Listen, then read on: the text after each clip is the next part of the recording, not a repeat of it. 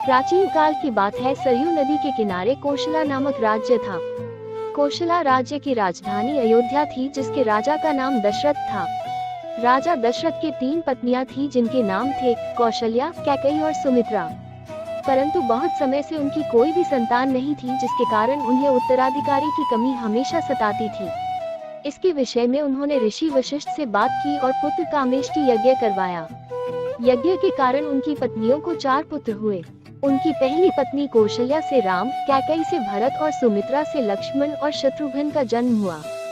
सभी राजकुमार शास्त्रों और युद्ध कला में निपुण थे। जब राम 16 वर्ष के हुए तब ऋषि विश्वामित्र राजा दशरथ के पास गए और यज्ञ में विघ्न डालने वाले राक्षसों का अंत करने में राम और लक्ष्मण की मदद मांगी। राम और लक्ष्मण ने इस कार्य को आदर से मान और कई राक्षसों का अंत किया, जिसके फलस्वरूप उन्हें ऋषि विश्वामित्र ने कई दिव्य अस्त्र प्रदान किए। एक दूसरे प्रदेश मिथिला के राजा जनक भी निसंतान थे। ऋषियों के कहने पर राजा जनक ने अपने राज्य के खेत में हल चलाना शुरू किया। हल चलते समय उन्हें एक धातु से टकराने की आवाज आई। जब राजा जनक ने देखा तो उन्हें सिद्ध के कलश में एक कन्या जमीन में गड़ी हुई मिली। उस कन्या को जैसे ही राजा जनक ने मिट्टी से निकाला, राज्य में बारिश होने लगी और उस कन्या को जनक अपने महल ले गए। सिद्ध के कलश में पाने के कारण उस कन्या का नाम सीता रखा गया। धीरे धीरे सीता बड़ी हुई और उनके विवाह का समय आया। श्री राम अयोध्या के राजा दशरथ के ज्येष्ठ पुत्र थे और माता सीता उनकी धर्मपत्नी थी। राम बहुत ही साहसी, बुद्धिमान और आज्ञाकारी और सीता बहुत ही सुंदर, उदार और पुण्यात्मा थी। माता सीता की मुलाकात श्री राम से उनके स्वयंवर में हुई, जो सीता माता के पिता मिथिला के राजा जनक द्वारा संयोजित किया गया था।